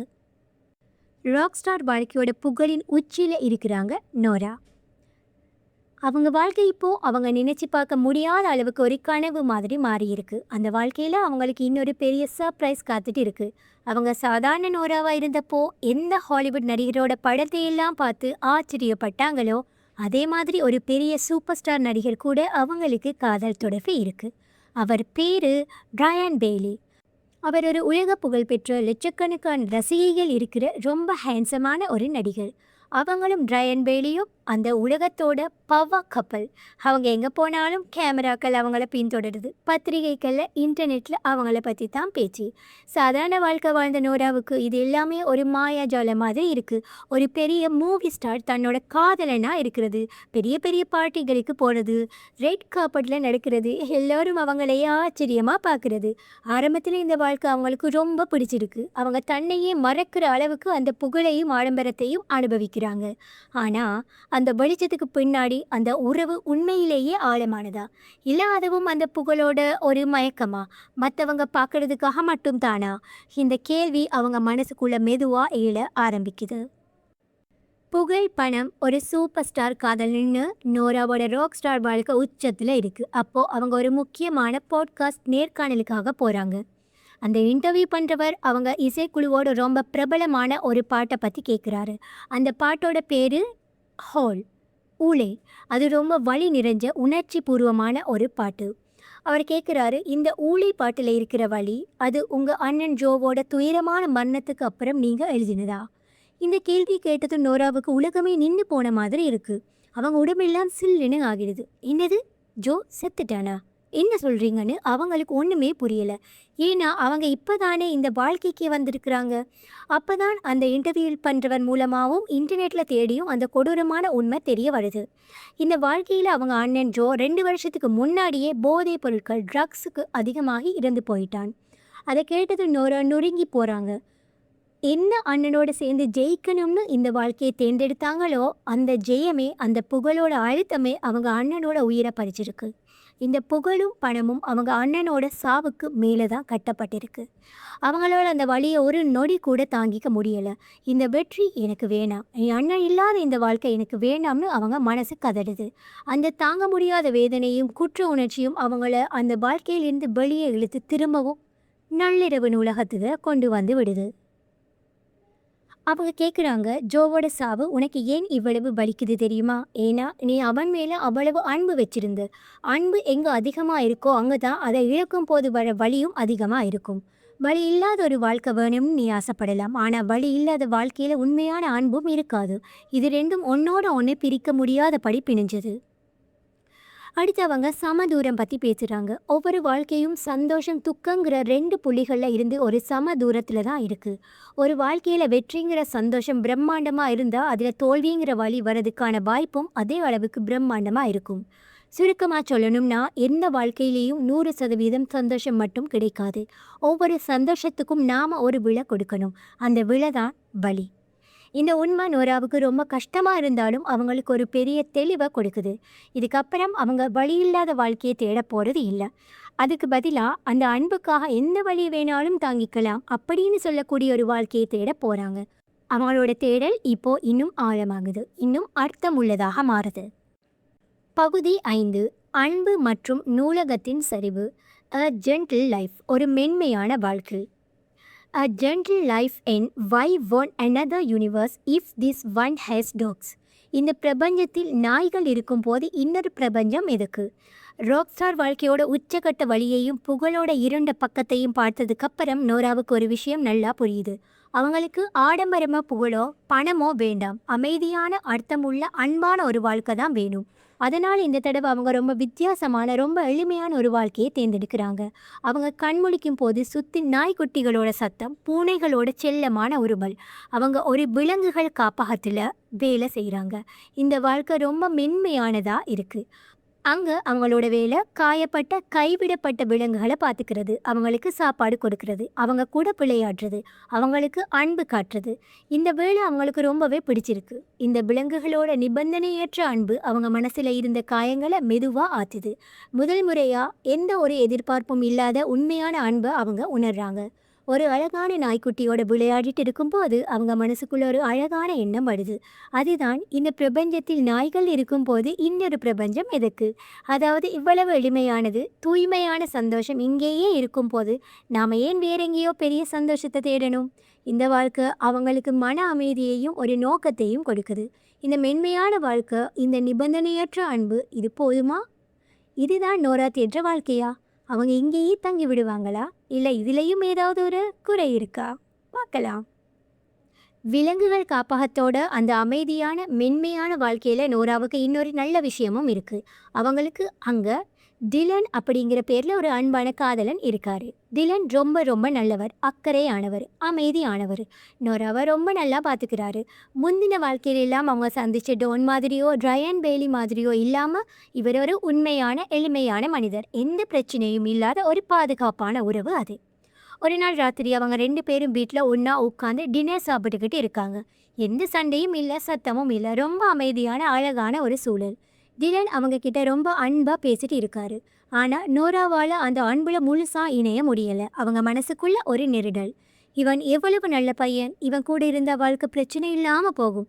ஆனால் ஏன் எனக்கு அவன் மேலே உண்மையான காதல் வரல அப்படின்னு அவங்க யோசிக்கிறாங்க. அப்போதான் அவங்களுக்கு புரியுது, இந்த வாழ்க்கை நல்ல வாழ்க்கை தான், டிலனும் ஒரு நல்ல பையன்தான். ஆனால் இது அவங்களுக்கான வாழ்க்கை இல்லை. அவங்களுக்குள்ள அந்த ஸ்பார்க், அந்த உண்மையான காதல் இல்லை. ஒரு வாழ்க்கை அமைதியாக பிரச்சனை இல்லாமல் இருக்கிறது மட்டுமே போதாது, அதில் உண்மையான காதலும் ஒரு ஆழமான பிணைப்பும் இருக்கணும்னு அவங்க முதல் முறையாக உணர்றாங்க. இந்த நல்ல பையனுக்கு அவனை உண்மையா காதலிக்கிற ஒரு பொண்ணு தான் கிடைக்கணுமே தவிர வேறொரு வாழ்க்கையிலிருந்து வந்த நான் இல்லை அப்படின்னு அவங்க முடிவு செய்கிறாங்க. அந்த நேர்மையான எண்ணம் அவங்கள அந்த மென்மையான வாழ்க்கையிலிருந்தும் வெளியே கொண்டு வந்து திரும்பவும் நூலகத்தில் கொண்டு வந்து விடுது. டிலனோடு இருந்த அமைதியான வாழ்க்கையிலும் உண்மையான காதல் இல்லைன்னு தெரிஞ்சதும் நோரா இந்த தடவை ஒரு அழகான ரொமான்டிக்கான வாழ்க்கையை தேர்ந்தெடுக்கிறாங்க.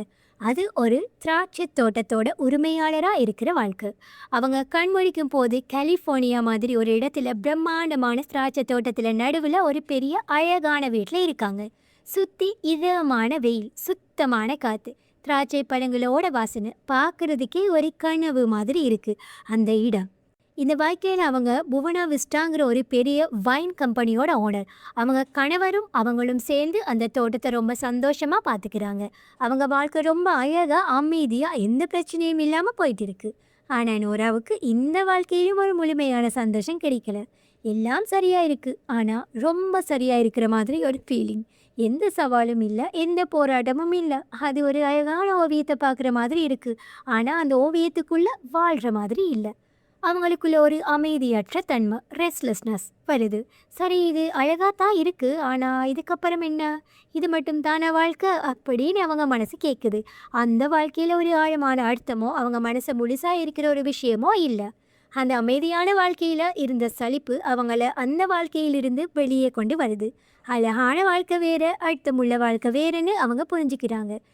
திரும்பவும் அவங்க நள்ளிரவு நூலகத்தில் நிற்கிறாங்க. அழகான திராட்சை தோட்ட வாழ்க்கையும் முழுமையான சந்தோஷம் கிடைக்காததால நோரா இப்போ தன்னோட வழியை மாற்றுறாங்க. ஒவ்வொரு வாழ்க்கையாக பொறுமையாக பார்க்குறதுல பிரயோஜனம் இல்லைன்னு முடிவு பண்ணி ஒரு வேகமான அதிரடியான ஆட்டத்தை ஆட ஆரம்பிக்கிறாங்க. அதாவது the many lives of Nora Seed, Nora சீடின் பழைய வாழ்க்கைகள். இப்போது அவங்க நூற்றுக்கணக்கான வாழ்க்கைகளை ரொம்ப வேகமாக முயற்சி செய்ய ஆரம்பிக்கிறாங்க. ஒரு வாழ்க்கையில் பாரிஸில் ஒரு தத்துவவாதியாக இருக்காங்க. அடுத்த நிமிஷம் பிரேசிலில் சுற்றுச்சூழலுக்காக போராடுற ஒரு போராளியாக இருக்காங்க. அடுத்த வாழ்க்கையில் 4 குழந்தைகளுக்கு அம்மா. வேறொரு வாழ்க்கையில் உலகத்தை சுற்றுற ஒரு பயணி. ஒவ்வொரு வாழ்க்கைக்கும் போகிறாங்க, சில மணி நேரம் அங்கே இருக்காங்க. இதுவும் சரியில்லைன்னு அடுத்ததுக்கு தாவுறாங்க. இந்த வேகமான மாற்றத்தால் அவங்க ரொம்பவே குழம்பி போகிறாங்க. இந்த குழப்பத்தோட விளைவு தான் அவங்க நூலகத்திலேயே தொடர்ந்து போகிறது. நிறைய கதாபாத்திரங்களை நடித்த ஒரு நடிகருக்கு தன்னோட உண்மையான குணம் எதுன்னு மறந்து போகிற மாதிரி நோராவுக்கும் தன்னோட சுய அடையாளம் மெதுவாக அழிய ஆரம்பிக்குது. நான் உண்மையிலேயே யார், எனக்கு என்னதான் வேணுங்கிற அந்த அடிப்படை கேள்விக்கே அவங்க கிட்ட பதில் இல்லை. ஆரம்பத்தில் நம்பிக்கையும் சின்னமாக தெரிஞ்ச அந்த நூலகம் இப்போது அவங்களுக்கு ஒரு பெரிய சக்கர வியூகம் மாதிரி தெரியுது. அதிலிருந்து வெளியே வர வழியே இல்லாத மாதிரி உணர்றாங்க. அவங்க தற்கொலை செஞ்சுக்க நினைச்சப்போ இருந்ததை விட இப்போ இன்னும் அதிகமாக தொலைஞ்சு போன மாதிரி, நம்பிக்கை இழந்த மாதிரி உணர்றாங்க. அவங்க ஒரு முக்கியமான ஆழமான விஷயத்தை புரிஞ்சுக்கிறாங்க. வெளியே தேடிட்டே இருந்தால் நமக்குள்ளே இருக்கிறதையே நாம் இழந்துடுவோம். நூற்றுக்கணக்கான வாழ்க்கைகளை முயற்சி செஞ்சு கடைசியில் நூலகத்திலேயே துளைஞ்சு போய் நம்பிக்கையோட கடைசி துளியையும் இழந்து நிற்கிறாங்க நோரா. எல்லாமே வேஸ்ட், எந்த வாழ்க்கையுமே எனக்கு சரியாக வரல, நான் எதுக்குமே லாய்க்கு இல்லைன்னு அவங்க விரக்தியின் உச்சியில் ஆழ ஆரம்பிக்கிறாங்க. அப்போதான் திருமதி எல்ம் அவங்க பக்கத்தில் வந்து அவங்க தோளில் ரொம்ப அன்பாக கை வைக்கிறாங்க. ரொம்ப அமைதியாக அவங்க சொல்கிறாங்க, நோரா, நீ ஒரு சிப்பிக்குள் இருக்கும் முத்து மாதிரி. நோரா புரியாமல் பார்க்க அவங்க விளக்குறாங்க. உன்னோட வருத்தங்கள், உன்னோட சோகம், உன்னோட தோல்விகள்னு நீ நினைக்கிறது எல்லாமே அந்த சிப்பியோட கரடு முரடான அசிங்கமான ஓடு மாதிரி தான். ஆனால் நீ அந்த ஓட்டை மட்டுமே பார்த்துட்டு உனக்குள்ள எவ்வளவு அழகான விலை மதிக்க முடியாத ஒரு முத்து இருக்கிறதையே மறந்துட்ட. உனக்குள்ள இசை இருக்குது, தத்துவம் இருக்குது, மற்றவங்க மேலே அன்பு காட்டுற ஒரு நல்ல மனசு இருக்குது. ஆனால் நீ அதையெல்லாம் பார்க்காம வேறு வாழ்க்கையில் வேறு ஓடுகளுக்குள்ள சந்தோஷத்தை தேடிட்டு இருக்கு. நீ செய்ய வேண்டியது இன்னொருத்தரோட வாழ்க்கையை தேடுறது இல்லை, உனக்குள்ளே இருக்கிற அந்த முத்தை, உன்னோட உண்மையான திறமையை வெளிக்கொண்டு வர மாதிரி ஒரு வாழ்க்கையை தேர்ந்தெடுக்கிறது தான் அவங்க புரிய வைக்கிறாங்க. திருமதி எல்மோட இந்த வார்த்தைகள் ஒரு மந்திரம் மாதிரி வேலை செய்யுது. முதல் முறையாக நோரா தன்னோட குறைகளை விட்டுட்டு தனக்குள்ளே இருக்கிற நல்ல விஷயங்களை பற்றி யோசிக்க ஆரம்பிக்கிறாங்க. தொலைஞ்சு போயிருந்த அவங்களுக்கு ஒரு புது வழி கிடைச்ச மாதிரி இருக்குது. இந்த தெளிவோடு அவங்க இன்னும் ஒரு தடவை, ஆனால் இந்த தடவை ரொம்ப கவனமாக ஒரு வாழ்க்கையை தேர்ந்தெடுக்க தயாராகிறாங்க. தனக்குள்ள ஒரு முத்து இருக்குன்னு திருமதி ஏலும் சொன்னதுக்கு அப்புறம் நோராவோட குழப்பம் எல்லாம் தீர்ந்து மனசுல ஒரு புதுவிதமான தெளிவு பிறக்குது. தொலைஞ்சு போயிருந்த அவங்க இப்போ ஒரு நோக்கத்தோட இருக்காங்க. அப்போ திருமதி ஏல் மறுபடியும் அவங்க முன்னாடி அந்த சதுரங்க பலகைய வைக்கிறாங்க. ஆனா இந்த தடவை அது வெறும் விளையாட்டு அல்ல, அது ஒரு முக்கியமான ஆட்டம், த கேம். முன்னாடி செஸ் விளையாடும் போதே நோரா தோத்து போன காய்களை அவங்களோட வருத்தங்களை பற்றி தான் யோசிச்சாங்க. ஆனால் இப்போ அவங்க கவனம் எல்லாம் போர்டில் இருக்கிற காய்கள் மேலேயும் அடுத்ததாக என்ன மூவ் பண்ணணுங்கிறதுல மட்டும்தான் இருக்குது. அவங்க ஒவ்வொரு காயையும் கவனமாக பார்க்குறாங்க, ஒவ்வொரு நகர்வையும் யோசித்து யோசித்து பண்ணுறாங்க. அவசரமே இல்லை, அவங்க தேடுறது அவசரமான வெற்றி இல்லை, அர்த்தமுள்ள சரியான ஒரு நகர்வு. இந்த ஆட்டம் அவங்களுக்கு ஒன்று புரிய வைக்குது. வாழ்க்கையில் ஜெயிக்கிறதுக்கு நாம ராணி ராஜா மாதிரி பெரிய பெரிய காய்களை மட்டும் நம்பி இருக்க தேவையில்லை. ஒரு சின்ன சிப்பாயோட சரியான நகர்வு கூட ஆட்டத்தோட போக்கையே மாற்ற முடியும். அவங்க வாழ்க்கையில் அவங்க தவற விட்ட பெரிய பெரிய வாய்ப்புகளை ராஜா ராணியை பற்றி யோசிக்கிறது திடுத்து விட்டு அவங்க கவனிக்காமல் விட்ட ஒரு சின்ன நல்ல விஷயத்தை, அதாவது சின்ன சிப்பாயை பற்றி யோசிக்க ஆரம்பிக்கிறாங்க. அதுதான் அவங்க பூனை செத்து போனப்போ அவங்களுக்குள்ள ஆறுதலாக பேசினாரே அந்த டாக்டர் ஏஷ். அவரோட ஒரு சின்ன புன்னகை, ஒரு சின்ன உரையாடல். இந்த செஸ் ஆட்டம் முடிஞ்சதும் நோரா ஒரு முடிவுக்கு வராங்க. அவங்க மனசில் எந்த குழப்பமும் இல்லை, அடுத்து என்ன செய்யணுங்கிறதுல அவங்க ரொம்ப தெளிவாக இருக்காங்க. தன்னோட வாழ்க்கையோட மிக முக்கியமான மிக சரியான ஒரு நகர்வை செய்ய அவங்க தயாராகிட்டாங்க. செஸ் விளையாட்டில் கிடைச்ச தெளிவோடு நோரா இந்த தடவை ஒரு சின்ன ஆனால் ரொம்ப முக்கியமான நகர்வை செய்ய முடிவு பண்ணுறாங்க. அவங்க தவறிவிட்ட பெரிய வாய்ப்புகளை பற்றி யோசிக்காமல் அவங்க கவனிக்காமல் விட்ட ஒரு சின்ன நல்ல விஷயத்தை பற்றி யோசிக்கிறாங்க. அவங்க பூனை செத்துப்போ ஆறுதலாக பேசினாரே அந்த டாக்டர் ஆஷ், அவரோட காஃபி குடிக்க சரின்னு சொல்லியிருந்தா வாழ்க்கை எப்படி இருந்திருக்கும். இதுதான் அவங்க தேர்ந்தெடுத்த வாழ்க்கை. அவங்க கண் முழிக்கும் போது ஒரு அழகான அன்பான வீட்டுக்குள்ளே இருக்காங்க. சுற்றி விளையாட்டு சாமான்கள், சுவத்தில் சந்தோஷமான குடும்ப ஃபோட்டோக்கள். அந்த வீட்டுக்குள்ளே நுழையும் போதே ஒரு நிம்மதியான உணர்வு. அப்போ ஒரு சின்ன பொண்ணு அம்மானு கத்திக்கிட்டே ஓடி வந்து அவங்கள கட்டிக்கிறா. அவள் பேர் மோலி, அவளோட சின்ன மகள். அவளுக்கு பின்னாடியே அவங்க கணவர் ஆஷ் ஒரு அன்பான புன்னகையோட வராரு. இந்த வாழ்க்கையில் எல்லாமே சரியாக இருக்குது. அவங்களுக்கு அன்பான கணவர், அழகான குழந்தை, அவங்களுக்கு பிடிச்ச ஒரு வேலை, ஒரு ப்ரொஃபஸராக இருக்காங்க, ஒரு நல்ல வீடு. இதுதான் சரியான வாழ்க்கை, த பர்ஃபெக்ட் லைஃப்.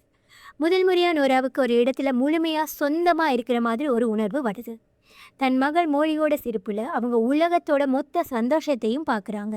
அவங்க மனசுக்குள்ள ஒரு ஆழமான நிபந்தனையற்ற அன்பு பெருக்கெடுத்து ஓடுது. அவங்க மனசுக்குள்ள உறுதியாக முடிவு பண்ணுறாங்க, இதுதான் என்னோட வாழ்க்கை, நான் இங்கேயே தான் இருக்க போகிறேன். இந்த நூலகம், இந்த பயணம் எல்லாமே இதோட முடியட்டும். அவங்க தேடின எல்லாம் கிடைச்சிடுச்சு. உண்மையான அன்பு, ஒரு குடும்பம், ஒரு அர்த்தமுள்ள வாழ்க்கை. ஆனால் இந்த சரியான வாழ்க்கையிலேயே அவங்க எதிர்பார்க்காத ஒரு சின்ன பிழை ஒளிஞ்சிருக்கு. அது என்ன? அவங்களால இந்த வாழ்க்கையில் நிரந்தரமாக தங்க முடியுமா? பார்க்கலாம். அந்த சரியான வாழ்க்கை எங்கே நடக்குது தெரியுமா? அது ஒரு கற்பனையான சொர்க்கத்தில் இல்லை, லண்டனில் இருக்கிற ஹேமஸ் மிஸ் அப்படிங்கிற ஒரு அழகான நிஜமான இடத்துல. அது ரொம்ப ஆடம்பரமான இடம்லாம் இல்லை, ஆனால் ரொம்ப அமைதியான குடும்பங்கள் வாழ்கிறதுக்கு ஏற்ற ஒரு இடம். அங்கே அவங்களுக்கு ஒரு அழகான வீடு இருக்குது, பக்கத்தில் பார்க், ஆறுன்னு ரொம்ப நிம்மதியாக இருக்குது அந்த வாழ்க்கை. இந்த சின்ன சின்ன உண்மையான விஷயங்கள் தான் அந்த வாழ்க்கையை ரொம்ப அழகாக்குது. இந்த வாழ்க்கையில் வர சின்ன சின்ன சந்தோஷங்களுக்கு ஒரு உதாரணம் தான் 3 சக்கர வண்டி, ட்ரைசைக்கிள். ஒரு நாள் நோரா அவங்க மகள் மோலியை பார்க்குக்கு கூட்டிகிட்டு போகிறாங்க. மோலி அவளோட குட்டி ட்ரைசைக்கிளை ஓட கற்றுக்கிட்டு இருக்கா. அவள் தடிக்கு விழும்போது நோரா ஓடி போய் அவளை தூக்குறாங்க. அவள் ஜெயிச்சு சந்தோஷமாக சிரிக்கும்போது நோராவும் சேர்ந்து சிரிக்கிறாங்க. அந்த நொடியில் நோரா ஒரு ஆழமான, அவங்க வாழ்க்கையில் இதுவரைக்கும் அனுபவிக்காத ஒரு உணர்ச்சியை உணர்றாங்க. அதுதான் நிபந்தனையற்ற அன்பு, அன்கண்டிஷனல் லவ். தன் குழந்தைக்காக எதை வேணாலும் செய்யலாம், இந்த அன்புக்காக என்ன வேணாலும் தாங்கிக்கலாம்னு அவங்களுக்கு தோணுது. ஒரு அம்மாவாக இருக்கிறதுல இருக்கிற சந்தோஷத்தை அவங்க முழுசாக உணர்றாங்க. ஆஷ் அவங்கள பார்க்குற பார்வையில் இருக்கிற காதல் அவங்களுக்கு ஒரு பெரிய பாதுகாப்பை கொடுக்குது. பணம், புகழ், வெற்றி இவைகள் கொடுத்த சந்தோஷத்தை விடவும் இந்த சின்ன சின்ன தருணங்கள் கொடுக்குற சந்தோஷம் ரொம்ப பெருசாக இருக்குது. நோரா முதல் முறையாக போதும், எனக்கு இந்த வாழ்க்கை போதும்னு முழு மனசோட நினைக்கிறாங்க. நோரா தன்னோட சரியான வாழ்க்கையில் மகள் மோலியோடும் கணவர் ஆஷோடும் ரொம்ப சந்தோஷமாக இருக்காங்க. இதுதான் சொர்க்கம், இதுதான் நிம்மதி, நான் இங்கேயே இருந்துடணும்னு உறுதியாக நிற்கிறாங்க. அப்படி இருக்கும்போது தான் ஒரு சின்ன சம்பவம் நடக்குது. ஒரு நாள் அவங்க வீட்டுக்கு 2 காவல்துறை அதிகாரிகள் வராங்க. அவங்க ரொம்ப மரியாதையாக தான் பேசுகிறாங்க. பக்கத்து வீட்டுக்காரங்க சம்மந்தப்பட்ட ஒரு பழைய பிரச்சனை பற்றி. போன வாரம் எங்கள் ஆஃபீஸர் உங்ககிட்ட பேசினாரே மேடம், அது என்ன ஆச்சு அப்படின்னு ரொம்ப சாதாரணமாக கேட்குறாங்க. இதை கேட்டதும் நோராவுக்கு ஒரு நிமிஷம் இதயம் நின்றுடும் போல இருக்கு. ஏன்னா அவங்களுக்கு அப்படி ஒரு விஷயம், ஒரு சம்பவம் ஞாபகமே இல்லை. அவங்க இந்த வாழ்க்கைக்கு இப்போதுதான் வந்திருக்காங்க. இந்த வாழ்க்கையில வாழ்ந்த உண்மையான நோராவுக்கு தான் அந்த விஷயம் தெரியும். அவங்க ஏதேதோ சொல்லி சமாளிக்க முயற்சி பண்றாங்க. ஆனா அந்த நொடியில அவங்களுக்கு ஒரு விஷயம் தலையில சம்மட்டியால் அடிச்ச மாதிரி உரிக்குது. நான் இந்த வாழ்க்கைக்கு ஒரு அந்நியன். நான் ஒரு இம்போஸ்டர். கொஞ்சம் நேரத்துக்கு முன்னாடி வரைக்கும் இது தன்னோட குடும்பம், தன்னோட வீடு, தன்னோட வாழ்க்கைன்னு நினைச்சாங்க. ஆனா இப்போ அவங்க ஒரு திருடிய போல உணர்றாங்க. இன்னொருத்தியோட சந்தோஷத்தை, இன்னொருத்தியோட வாழ்க்கையை திருடிட்ட மாதிரி ஒரு பெரிய குற்ற உணர்ச்சி அவங்க மனசை அழுத்த ஆரம்பிக்குது. இந்த சின்ன சம்பவம் அந்த சரியான வாழ்க்கையில ஒரு பெரிய விரிசலை ஏற்படுத்தியது. இந்த வாழ்க்கை எவ்வளவுதான் சரியா இருந்தாலும் அது அவளோடது இல்லைங்கிற வழி அவளுக்கு மெதுவா புரிய ஆரம்பிக்குது. அந்த குற்ற உணர்ச்சி அவளை எங்க கொண்டு போய் விட போகுது தெரியல. அந்த போலீஸ் சம்பவத்துக்கு பிறகு நோராவுக்குள் ஒரு பெரிய மனப்போராட்டம் நடக்குது. ஒரு பக்கம் அவங்க மகள் மோலி மேலேயும் கணவர் ஆஷ் மேலேயும் அவங்களுக்கு அன்பு நாளுக்கு நாள் அதிகமாகிட்டே போகுது. இந்த அன்பு அவங்க உலகத்தை பார்க்குற விதத்தையே மாற்றுது. அவங்களுக்கு இப்போ ஒரு புதிய பார்வை, a new way of seeing கிடைக்குது. சாதாரண விஷயங்கள் கூட ரொம்ப அழகா அழுத்தமுள்ளதாக தெரியுது. மோலியோட ஒரு சின்ன சிரிப்பு, ஆஷோட ஒரு அன்பான பார்வை, இதுதான் உண்மையான சந்தோஷம்னு அவங்க உணர்றாங்க. அவங்க தேடினது கிடைச்சிடுச்சு. சாதாரண விஷயங்கள் கூட ரொம்ப அழகா அர்த்தமுள்ளதாக தெரியுது. மொழியோட ஒரு சின்ன சிரிப்பு, ஆஷோட ஒரு அன்பான பார்வை, இதுதான் உண்மையான சந்தோஷம்னு அவங்க உணர்றாங்க. அவங்க தேடினது கிடைச்சிடுச்சு. ஆனால் இன்னொரு பக்கம் அந்த போலீஸ் சம்பவம் அவங்க மனசில் விதைச்ச அந்த சந்தேகம் ஒரு விஷச்செடி மாதிரி வளர ஆரம்பிக்குது. அவங்க மனசு அவங்க கிட்டேயே கேட்குது, இந்த வாழ்க்கை உனக்கு எப்படி சொந்தமாகும்? இந்த அன்பை சம்பாதிக்க நீ என்ன செஞ்ச? இந்த சந்தோஷமான நினைவுகளை உனக்கு எந்த பங்கும் இல்லையே. ஆஷ் அவங்கள அன்பா பார்க்கும்போது இவர் பார்க்குறது என்ன இல்லை, இந்த வாழ்க்கையை வாழ்ந்து உண்மையான நோராவன்னு அவங்களுக்கு வலிக்குது. மோலி அவங்கள அம்மானு கூப்பிடும் போது நான் ஒரு ஏமாற்றுக்காரி, நான் உன்னோட உண்மையான அம்மா இல்லைன்னு ஒரு பெரிய குற்ற உணர்ச்சி அவங்கள கொள்ளுது. அவங்க இந்த வாழ்க்கையை எவ்வளவு அதிகமாக நேசிக்கிறாங்களோ அவ்வளவுக்கு அதிகமாக நான் இந்த வாழ்க்கையை வாழ தகுதியானவள் இல்லைங்கிற உணர்வு அவங்கள வாட்டுது. அவங்க தேடின சொர்க்கம் கிடைச்சிடுச்சு. ஆனால் அந்த சொர்க்கத்தில் வாழ்றதுக்கான தகுதி அவங்களுக்கு இல்லைன்னு அவங்க உணர்றாங்க. இந்த மனப்போராட்டம் அந்த சரியான வாழ்க்கையில் அவங்க தங்குறத கொஞ்சம் கொஞ்சமாக அசாத்தியமாக்கிட்டு வருது. நோராவுக்குள்ள அந்த நான் ஒரு ஏமாற்றுக்காரிங்கிற உணர்ச்சி அதிகமாகிட்டே போகுது. அவங்க மகள் மொழியை பார்க்கும்போது அவங்களுக்கு அன்போடு சேர்த்து ஒரு பெரிய வழியும் வருது. அப்படி இருக்கும்போது தான் அவங்க வீட்டில் இருக்கிற சின்ன சின்ன விஷயங்களை கவனிக்கிறாங்க. அது அவங்களுக்கு ஒரு பெரிய உண்மையை புரிய வைக்குது. அதுதான் பூக்களுக்கு தண்ணீர் ஊற்றப்பட்டது. அதாவது மொழிங்கிற அழகான பூச்செடிக்கு அன்பும் அக்கறைங்கிற தண்ணீர் ஏற்கனவே ஊற்றப்பட்டு அது ரொம்ப சந்தோஷமாக வாழ்ந்துட்டு இருக்குது. அந்த தண்ணியை ஊற்றினது இந்த வாழ்க்கையை வாழ்ந்த உண்மையான நோரா. மோலியோட ரூமில் அவளோட அம்மா அவளுக்காக வரைஞ்ச ஓவியங்கள் இருக்குது. அவளுக்கு பிடிச்ச கதை புத்தகங்கள், அவங்க 2 பேரும் சேர்ந்து செஞ்ச கைவினை பொருட்கள்னு அந்த ரூம் முழுக்க அன்பால் நிரம்பி இருக்கு. இதையெல்லாம் செஞ்சது இப்போ இருக்கிற நோரா இல்லை. அப்போதான் அவங்களுக்கு சம்மட்டையால் அடித்த மாதிரி உரைக்குது. மோலிக்கு ஏற்கனவே ஒரு நல்ல அம்மா இருக்கா, அவளை அன்பாக பார்த்துக்கிற அவளோட எல்லா விஷயங்களையும் தெரிஞ்ச ஒரு அம்மா நான் இல்லை. இந்த உண்மையை அவங்க ஏற்றுக்கிறாங்க. அவங்க மோலியை எவ்வளவு அதிகமாக நேசிக்கிறாங்கன்னா அவங்களுக்கு அவளோட உண்மையான அம்மா தான் வேணும்னு அவங்க முடிவு பண்ணுறாங்க. நான் இங்கே இருக்கிறது மோலிக்கு நான் செய்கிற ஒரு துரோகம்னு அவங்க உணர்றாங்க. அவங்களுடைய உண்மையான அன்பு அவங்கள அந்த வாழ்க்கையை விட்டு கொடுக்க வைக்குது. இந்த வாழ்க்கை எவ்வளவு சரியாக இருந்தாலும் இந்த இடத்துல அவங்களுக்கு இடம் இல்லைன்னு அவங்க முழுசாக புரிஞ்சுக்கிறாங்க. இது ஒரு சோகமான ஆனால் ரொம்ப ஆழமான ஒரு தெளிவு. இந்த தெளிவு தான் அவங்கள அந்த வாழ்க்கையிலிருந்து பிரிக்க போகிற கடைசி புள்ளியாக அமையுது. தன் மகள் மோனிக்கு அவளோட உண்மையான அம்மா தான் வேணும்னு நோரா முடிவு செஞ்சதும் அவங்க மனசுக்குள்ள ஒரு பெரிய ஏமாற்றம் உருவாகுது.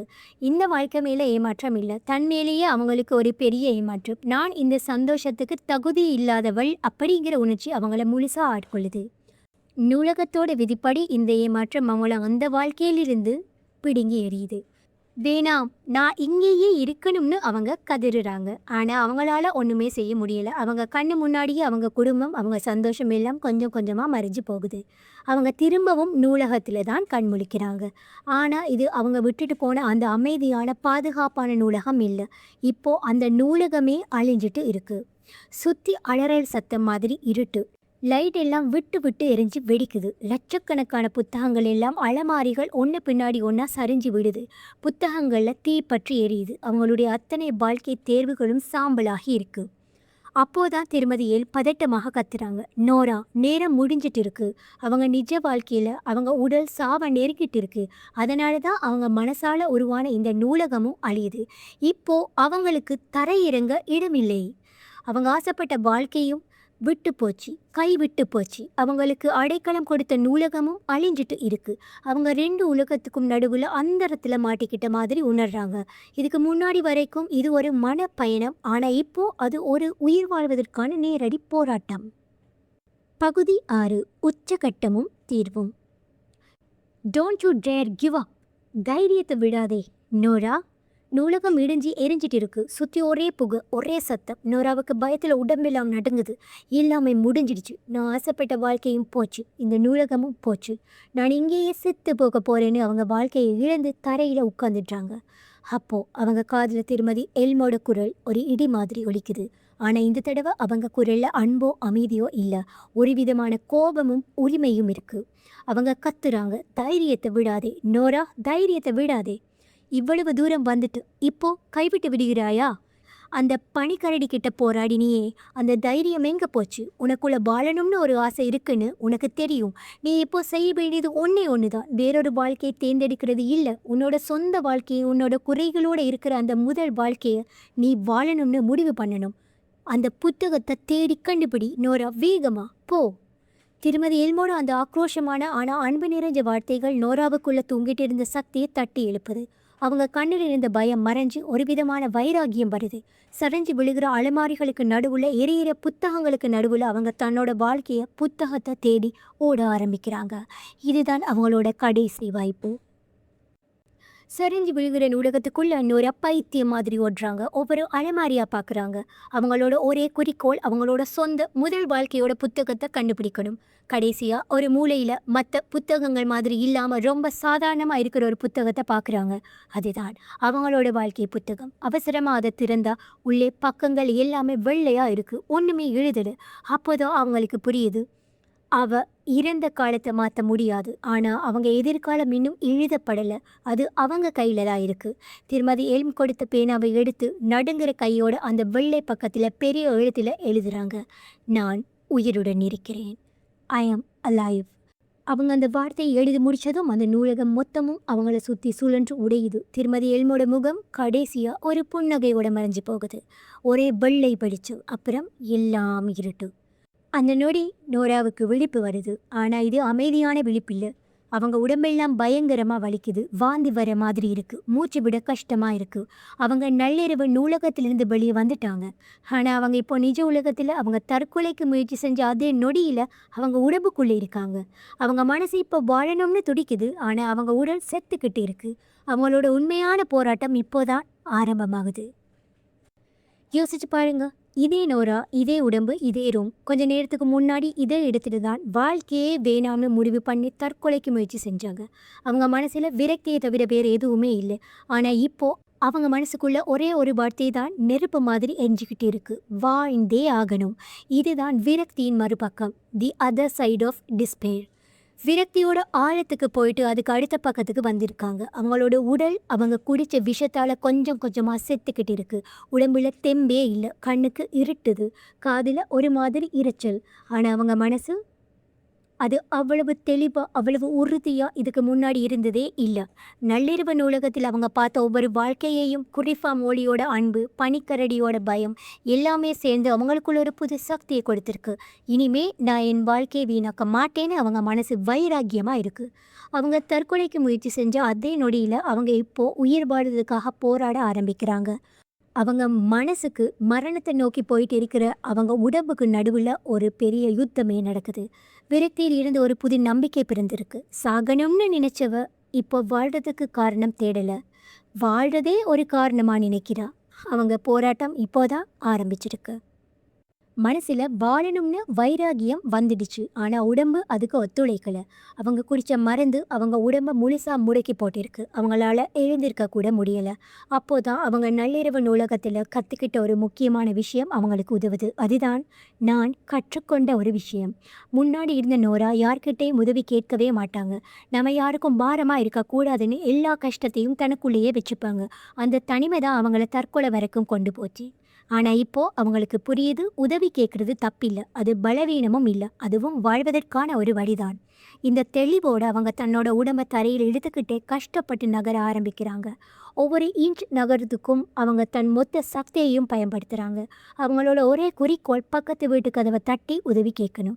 கடைசியாக அவங்க பக்கத்து வீட்டுக்காரர் மிஸ்டர் பேனர்ஜியோட வீட்டு வாசலுக்கு வராங்க. தன்னோட கடைசி சக்தியெல்லாம் திரட்டி அந்த கதவை தட்டுறாங்க. காப்பாத்துங்க அப்படின்னு மெல்லிசா கத்துறாங்க. அவங்களோட சத்தம் கேட்டு கதவை திறக்குது. அவங்க மருத்துவமனைக்கு கொண்டு செல்லப்படுகிறாங்க. அதுக்கப்புறம் அவங்களுக்கு பெருசா எதுவும் ஞாபகம் இல்லை. ஆனால் அவங்க தோத்து போகலை. அவங்க போராடி உதவி கேட்டு வாழ்றதுக்கான முதல் படியை எடுத்து வச்சுட்டாங்க. அவங்க தனியா இல்லைன்னு அவங்களுக்கு இப்போ புரியுது. மருத்துவமனையில் நோரா கண்முழிக்கும் போது அவங்க பக்கத்தில் அவங்க அண்ணன் ஜோ உட்கார்ந்திருக்கான். அவன் முகத்தில் கோபம், பயம், பாசம், குற்ற உணர்ச்சின்னு எல்லா உணர்ச்சிகளும் கலந்திருக்கு. அவன் கேட்குறான், ஏண்டி இப்படி பண்ண? உனக்கு என்ன குறை? என்கிட்ட சொல்லியிருக்கலாம்ல. அவன் அவளோட விரக்தியை புரிஞ்சிக்க முயற்சி பண்ணுறான். முன்னாடி இருந்த நோராவா இருந்தா இதுக்கு ஒரு பெரிய தத்துவ விளக்கம்லாம் கொடுத்துருப்பாங்க. அவனோட வாக்குவாதம் பண்ணியிருப்பாங்க. ஆனால் இப்போது அவங்க ரொம்ப அமைதியாக தெளிவாக ஒரு விஷயத்த சொல்கிறாங்க. அதுதான் புரிந்து கொள்வதற்கு பதிலாக வாழ்வது. அவ சொல்கிறா, ஜோ, வாழ்க்கையில் எல்லாத்துக்கும் காரணம் தேடிட்டே இருக்க முடியாது. வாழ்க்கையோட அர்த்தம் என்னென்னு புரிஞ்சிக்க முயற்சி செஞ்சுட்டே இருந்தால் நம்ம வாழவே மறந்துடுவோம். வாழ்க்கையை முழுசாக புரிஞ்சிக்க தேவையில்லை, அதை வாழ்ந்தாலே போதும். நல்லது கெட்டது, சந்தோஷம் துக்கம் எல்லாம் வரும் போகும். நாம் அது எல்லாத்துலேயும் முழுசாக இருந்தால் வாழ்ந்தா அதுவே போதும். அவளோட இந்த பதிலை கேட்டு ஜோவுக்கு ஆச்சரியமாக இருக்குது. அவளோட மனசில் ஒரு பெரிய மாற்றம் நடந்திருக்கிறத அவன் புரிஞ்சுக்கிறான். வருஷ கணக்காக அவங்க 2 பேருக்கும் நடுவில் இருந்த இடைவெளி அந்த ஒரு நொடியில் உடையுது. அவங்க மறுபடியும் அண்ணன் தங்கையாக இணைஞ்சு போகிறாங்க. தன்னோட வழியிலிருந்து கற்றுக்கிட்ட ஒரு பெரிய பாடத்தை அவள் இப்போது தன்னோட அண்ணனுக்கு சொல்லிக் கொடுக்குறா. அவள் இப்போது தன்னை மட்டும் குணப்படுத்திக்கல, தன்னை சுற்றி இருக்கிற உறவுகளையும் குணப்படுத்த ஆரம்பிக்கிறா. மருத்துவமனையிலிருந்து மீண்டு தன்னோட வாழ்க்கையை ஒரு புது கண்ணோட்டத்தோட, ஒரு புது தைரியத்தோட பார்க்க ஆரம்பிக்கிறாங்க நோரா. அப்போ அவங்க தன்னை பற்றியும் தனக்குள்ளே இருக்கிற சக்தியை பற்றியும் ஒரு புது விதமாக உருவகப்படுத்தி பார்க்குறாங்க. அதுதான் எரிமலை. அவங்க இப்படி நினைக்கிறாங்க, இத்தனை நாளாக நான் ஒரு அணைஞ்சு போன அமைதியான எரிமலை மாதிரி இருந்திருக்கிறேன். வெளியே பார்க்க எந்த சக்தியும் இல்லாத மாதிரி, என் சோகமும் வருத்தங்களும் ஒரு பெரிய பாறை மாதிரி என் சக்தியெல்லாம் உள்ளேயே அடைச்சி வச்சிருந்தது. ஆனால் நள்ளிரவு நூலக பயணம் அந்த பாறையை உடைச்சிடுச்சு. இப்போது எனக்குள்ள பல வருஷமாக அடங்கி கிடந்த அந்த ஆற்றலும் திறமையும் வாழணுங்கிற ஆசையும் ஒரு எரிமலைக்கு குழம்பு மாதிரி பொங்கி வெளியே வருது. இந்த எரிமலை அழிவை உருவாக்குற எரிமலை இல்லை, இது புதுசாக ஒரு தீவை உருவாக்குற மாதிரி ஒரு புது வாழ்க்கையை, ஒரு புது நோராவை உருவாக்குது. அவங்களுக்கு ஒரு பெரிய உண்மை புரியுது, வாழ்வதற்கான சக்தி வேறு எங்கிருந்தோ வர தேவையில்லை, அது எப்போவுமே நமக்குள்ளே தான் இருக்குது.